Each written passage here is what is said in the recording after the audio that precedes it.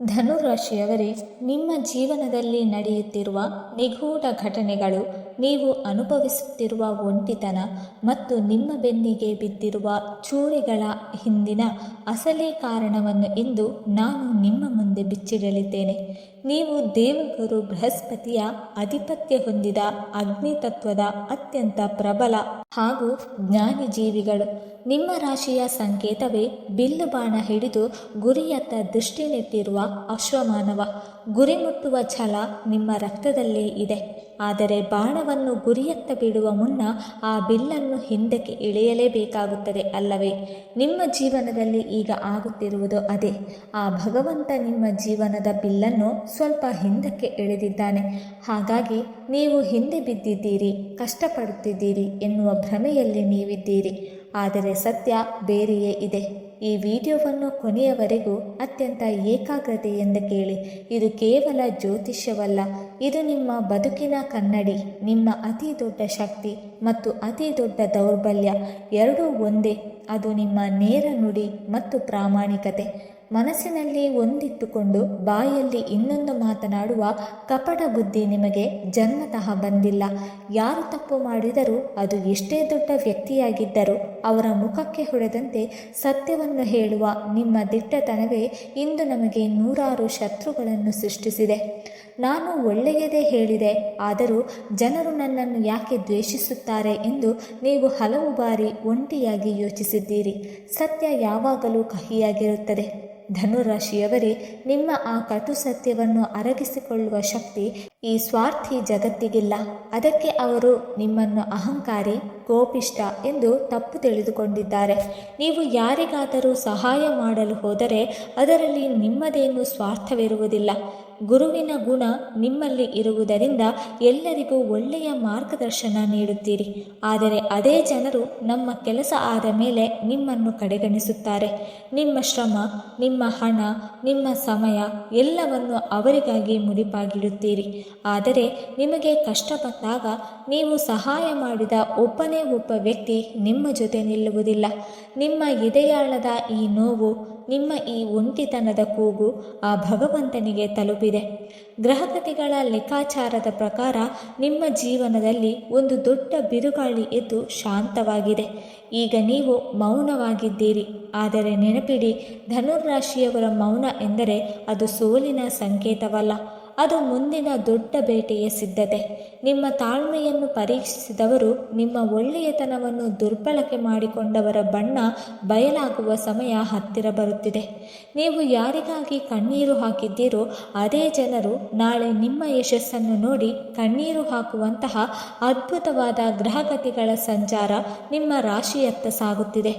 ಈಗ ಅತ್ಯಂತ ಪ್ರಮುಖವಾದ ನಿಮ್ಮ ಬದುಕಿನ ದಿಕ್ಕನ್ನೇ ಬದಲಿಸುವ ಆ ರಹಸ್ಯದತ್ತ ಬರೋಣ. ಮುಂದಿನ ದಿನಗಳಲ್ಲಿ ಆಕಾಶಮಂಡಲದಲ್ಲಿ ನಡೆಯುವ ದೇವಗುರು ಬೃಹಸ್ಪತಿ ಮತ್ತು ಕರ್ಮಫಲದಾತ ಶನಿಯ ಸಂಚಾರ ನಿಮ್ಮ ಜೀವನದಲ್ಲಿ ಒಂದು ಅತಿ ದೊಡ್ಡ ಕ್ರಾಂತಿಯನ್ನು ಮಾಡಲಿದೆ. ನಿಮ್ಮ ಆರ್ಥಿಕ ಸ್ಥಿತಿಯಲ್ಲಿ ಮಹಾ ಬದಲಾವಣೆ. ಇಷ್ಟು ದಿನ ನೀವು ಪಟ್ಟ ಕಷ್ಟಕ್ಕೆ, ನೀವು ಮಾಡಿದ ಪ್ರಾಮಾಣಿಕ ದುಡಿಮೆಗೆ ತಕ್ಕ ಪ್ರತಿಫಲ ಸಿಗ್ತಾ ಇರಲಿಲ್ಲ. ಹಣ ಬಂದಷ್ಟೇ ವೇಗವಾಗಿ ನೀರಿನಂತೆ ಖರ್ಚಾಗುತ್ತಿತ್ತು. ಎಷ್ಟೋ ಕಡೆ ನೀವು ಕೊಟ್ಟ ಹಣ ವಾಪಸ್ ಬಂದಿಲ್ಲ, ಅಥವಾ ಬರಬೇಕಾದ ಹಣ ಅನಗತ್ಯವಾಗಿ ವಿಳಂಬವಾಗುತ್ತಿದೆ. ಆದರೆ ಈಗ ಕಾಲಚಕ್ರ ತಿರುಗಿದೆ. ನಿಮ್ಮ ಆರ್ಥಿಕ ಸಮಸ್ಯೆಗಳಿಗೆ ಒಂದು ಶಾಶ್ವತವಾದ ಪರಿಹಾರ ಸಿಗುವ ಸಮಯ ಬಂದಿದೆ. ನೀವು ಅಂದುಕೊಂಡ ಯೋಜನೆಗಳು, ಬಹುದಿನಗಳಿಂದ ಸ್ಥಗಿತಗೊಂಡಿದ್ದ ಕೆಲಸಗಳು ಇದ್ದಕ್ಕಿದ್ದಂತೆ ವೇಗವನ್ನು ಪಡೆದುಕೊಳ್ಳುತ್ತದೆ. ನಿರೀಕ್ಷಿಸದ ಮೂಲಗಳಿಂದ ಹಣಕಾಸಿನ ಹರಿವು ನಿಮ್ಮತ್ತ ಬರಲಿದೆ. ವ್ಯಾಪಾರಸ್ಥರಿಗೆ ಅನಿರೀಕ್ಷಿತ ಲಾಭ, ಉದ್ಯೋಗಿಗಳಿಗೆ ಅವರ ಶ್ರಮಕ್ಕೆ ತಕ್ಕ ಪ್ರಮೋಷನ್ ಅಥವಾ ಹೊಸ ಅವಕಾಶಗಳು ನಿಮ್ಮ ಬಾಗಿಲು ತಟ್ಟಲಿದೆ. ಯಾರು ನಿಮ್ಮನ್ನು ಇವನಿಂದ ಅಥವಾ ಇವಳಿಂದ ಏನೂ ಸಾಧಿಸಲು ಸಾಧ್ಯವಿಲ್ಲ ಎಂದು ಹೀಯಾಳಿಸುತ್ತಿದ್ದರೋ ಅವರೆಲ್ಲರ ಬಾಯಿ ಮುಚ್ಚಿಸುವಂತಹ ಯಶಸ್ಸು ನಿಮ್ಮದಾಗಲಿದೆ. ಶತ್ರುಗಳ ಸರ್ವನಾಶ ಮತ್ತು ಕರ್ಮದ ಲೆಕ್ಕಾಚಾರ. ಧನುರಾಶಿಯವರೇ, ನೀವು ಯಾರಿಗೂ ಕೇಡು ಬಯಸುವವರಲ್ಲ. ಆದರೆ ನಿಮ್ಮ ಬೆನ್ನಿಗೆ ಚೂರಿ ಹಾಕಿದವರನ್ನು ಭಗವಂತ ಸುಮ್ಮನೆ ಬಿಡುವುದಿಲ್ಲ. ನಿಮಗೆ ದ್ರೋಹ ಮಾಡಿದವರು, ನಿಮ್ಮ ಮುಗ್ಧತೆಯನ್ನು ಲಾಭ ಮಾಡಿಕೊಂಡವರು ಈಗ ಕರ್ಮದ ಬಲೆಗೆ ಬೀಳಲಿದ್ದಾರೆ. ನಿಮ್ಮ ಕಣ್ಣ ಮುಂದೆಯೇ ಅವರ ಪತನ ಶುರುವಾಗಲಿದೆ. ನೀವು ಅವರಿಗೆ ಏನೂ ಕೆಟ್ಟದ್ದು ಮಾಡಬೇಕಾಗಿಲ್ಲ. ಕೇವಲ ನಿಮ್ಮ ಮೌನದಿಂದ ಎಲ್ಲವನ್ನು ಗಮನಿಸಿ. ಕಾಲವೇ ಅವರಿಗೆ ಅತಿ ದೊಡ್ಡ ಶಿಕ್ಷೆಯನ್ನು ನೀಡಲಿದೆ. ಇದು ಪ್ರಕೃತಿಯ ನಿಯಮ, ಇದು ದೈವಿಕ ನ್ಯಾಯ. ಕುಟುಂಬ ಮತ್ತು ಸಂಬಂಧಗಳಲ್ಲಿ ಸ್ಪಷ್ಟತೆ. ನಿಮ್ಮ ಸ್ವಂತ ಕುಟುಂಬದವರೇ ನಿಮ್ಮನ್ನು ಅರ್ಥ ಮಾಡಿಕೊಳ್ಳುತ್ತಿಲ್ಲ ಎನ್ನುವ ಕೊರಗು ನಿಮ್ಮಲ್ಲಿದೆ. ನಿಮ್ಮ ಪ್ರೀತಿಯನ್ನು, ನಿಮ್ಮ ಕಾಳಜಿಯನ್ನು ಅವರು ಕಡೆಗಣಿಸುತ್ತಿರಬಹುದು. ಆದರೆ ಮುಂದಿನ ದಿನಗಳಲ್ಲಿ ಯಾರು ನಿಮ್ಮ ನಿಜವಾದ ಹಿತೈಷಿಗಳು ಮತ್ತು ಯಾರು ಕೇವಲ ಸ್ವಾರ್ಥಕ್ಕಾಗಿ ನಿಮ್ಮ ಜೊತೆಗಿದ್ದಾರೆ ಎನ್ನುವ ಸ್ಪಷ್ಟ ಚಿತ್ರಣ ನಿಮಗೆ ಸಿಗಲಿದೆ. ನಿಮ್ಮ ಮನಸ್ಸಿನ ಮೇಲಿದ್ದ ಗೊಂದಲದ ಮೂಡೆಗಳು ಚದುರಿ ಹೋಗಲಿದೆ. ಅನಗತ್ಯ ಸಂಬಂಧಗಳು ನಿಮ್ಮಿಂದ ದೂರವಾಗುತ್ತದೆ ಮತ್ತು ನಿಜವಾದ ಪ್ರೀತಿ ವಿಶ್ವಾಸ ನಿಮ್ಮ ಬದುಕಿನಲ್ಲಿ ಉಳಿಯಲಿದೆ. ಸ್ನೇಹಿತರೆ, ಈ ಭವ್ಯವಾದ ಯಶಸ್ಸನ್ನು, ಬರುವಂತಹ ಈ ಸುವರ್ಣಾವಕಾಶಗಳನ್ನು ನಿಮ್ಮದಾಗಿಸಿಕೊಳ್ಳಲು ನೀವು ನಿಮ್ಮ ದೈನಂದಿನ ಜೀವನದಲ್ಲಿ ಕೆಲವು ಕಠಿಣ ನಿರ್ಧಾರಗಳನ್ನು ತೆಗೆದುಕೊಳ್ಳಲೇಬೇಕು. ನಿಮ್ಮ ಹಳೆಯ ತಪ್ಪುಗಳನ್ನು ತಿದ್ದಿಕೊಳ್ಳದೇ ಇದ್ದರೆ ಭವಿಷ್ಯದಲ್ಲಿ ಮತ್ತೆ ಅದೇ ಕಷ್ಟಗಳನ್ನು ಎದುರಿಸಬೇಕಾಗುತ್ತದೆ. ಅದಕ್ಕಾಗಿ ಧನುರಾಶಿಯವರು ಕಡ್ಡಾಯವಾಗಿ ಪಾಲಿಸಬೇಕಾದ ಮಹಾಬ್ರಹ್ಮಾಸ್ತ್ರಗಳನ್ನು ನಾನು ನಿಮಗೆ ನೀಡುತ್ತಿದ್ದೇನೆ. ಇವುಗಳನ್ನು ಇಂದೇ ನಿಮ್ಮ ಜೀವನದಲ್ಲಿ ಅಳವಡಿಸಿಕೊಳ್ಳಿ. 1ನೇ ಬ್ರಹ್ಮಾಸ್ತ್ರ, ನಿಮ್ಮ ಕೋಪ ಮತ್ತು ನೇರ ನುಡಿಯ ಮೇಲೆ ನಿಯಂತ್ರಣವಿರಲಿ. ನಿಮ್ಮ ಕೋಪವೇ ನಿಮ್ಮ ಅತಿ ದೊಡ್ಡ ಶತ್ರು. ನೀವು ಕೋಪದಲ್ಲೇ ಆಡುವ ಮಾತುಗಳು ಸತ್ಯವಾಗಿದ್ದರೂ ಅವು ಇತರರ ಮನಸ್ಸಿಗೆ ಆಳವಾದ ಗಾಯ ಮಾಡುತ್ತದೆ. ಆ ಕ್ಷಣದ ಕೋಪದಿಂದಾಗಿ ನೀವು ಎಷ್ಟೋ ಅವಕಾಶಗಳನ್ನು, ಎಷ್ಟೋ ಸಂಬಂಧಗಳನ್ನು ಕಳೆದುಕೊಂಡಿದ್ದೀರಿ. ಇಂದಿನಿಂದ ಕೋಪ ಬಂದಾಗ ಕನಿಷ್ಠ 10 ಸೆಕೆಂಡ್ಗಳ ಕಾಲ ಮೌನವಾಗಿರಲು ಕಲಿಯಿರಿ.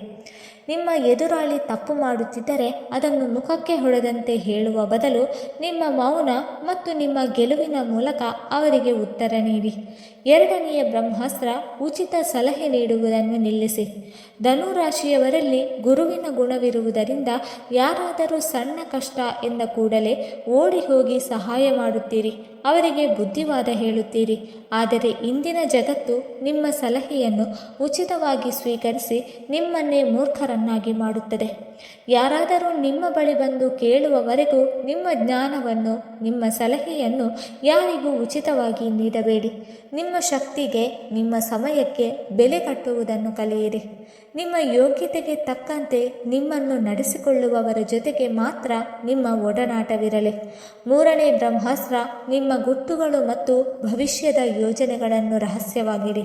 ನೀವು ಅತಿಯಾಗಿ ನಂಬುವ ಜನರೇ ನಿಮ್ಮ ರಹಸ್ಯಗಳನ್ನು ಬೇರೆಯವರಿಗೆ ಹೇಳಿ ನಿಮ್ಮನ್ನು ಸಂಕಷ್ಟಕ್ಕೆ ಸಿಲುಕಿಸುತ್ತಾರೆ. ನಿಮ್ಮ ಮುಂದಿನ ಹೆಜ್ಜೆ ಏನಾಗಲಿದೆ, ನಿಮ್ಮ ಆರ್ಥಿಕ ಸ್ಥಿತಿ ಹೇಗಿದೆ, ನಿಮ್ಮ ಮುಂದಿನ ಯೋಜನೆಗಳೇನು ಎಂಬುದನ್ನು ನಿಮ್ಮ ನೆರಳಿಗೂ ತಿಳಿಯದಂತೆ ನೋಡಿಕೊಳ್ಳಿ. ಎಲ್ಲರೊಂದಿಗೂ ನಗುನಗುತ್ತಾ ಮಾತನಾಡಿ, ಆದರೆ ನಿಮ್ಮ ಅಂತರಂಗದ ಗುಟ್ಟನ್ನು ಯಾರಿಗೂ ಬಿಟ್ಟುಕೊಡಬೇಡಿ. ನಿಮ್ಮ ಕೆಲಸಗಳು ಪೂರ್ಣಗೊಂಡು ಯಶಸ್ಸು ಜಗತ್ತಿಗೆ ಕಾಣುವವರೆಗೂ ನಿಮ್ಮ ಯೋಜನೆಗಳು ನಿಗೂಢವಾಗಿರಲಿ. ಧನುರಾಶಿಯವರೇ, ನೀವು ಹುಟ್ಟಿರೋದೇ ಗೆಲ್ಲುವುದಕ್ಕಾಗಿ. ನಿಮ್ಮ ಬದುಕಿನಲ್ಲಿ ಎದುರಾದ ಕಷ್ಟಗಳು ನಿಮ್ಮನ್ನು ನಾಶ ಮಾಡಲು ಬಂದದ್ದಲ್ಲ, ಬದಲಾಗಿ ನಿಮ್ಮೊಳಗಿನ ಆ ಬೆಂಕಿಯನ್ನು, ಆ ಅಗಾಧವಾದ ಶಕ್ತಿಯನ್ನು ಜಾಗೃತಗೊಳಿಸಲು ಬಂದಂತಹ ಪಾಠಗಳು. ಇಷ್ಟು ಹೊತ್ತು ಈ ವಿಡಿಯೋವನ್ನು ನೋಡಿದ್ದೀರಿ ಎಂದರೆ ನಿಮ್ಮೊಳಗಿನ ಆ ಗೆಲ್ಲುವ ಕಿಚ್ಚು ಇನ್ನೂ ಆರಿಲ್ಲ ಎಂದು ಅರ್ಥ. ವೀಕ್ಷಕರೇ, ಈ ಮಾಹಿತಿ ನಿಮಗೆ ಇಷ್ಟವಾಗಿದ್ದರೆ ದಯವಿಟ್ಟು ಲೈಕ್ ಮಾಡಿ, ಶೇರ್ ಮಾಡಿ ಮತ್ತು ಓಂ ನಮಃ ಶಿವಾಯ ಎಂದು ಕಮೆಂಟ್ ಮಾಡಿ. ಹಾಗೆ ಮುಂದಿನ ವೀಡಿಯೋಸ್ಗಳಿಗಾಗಿ ನಮ್ಮ ಚಾನಲನ್ನು ಸಬ್ಸ್ಕ್ರೈಬ್ ಮಾಡಿಕೊಳ್ಳಿ. ಧನ್ಯವಾದಗಳು.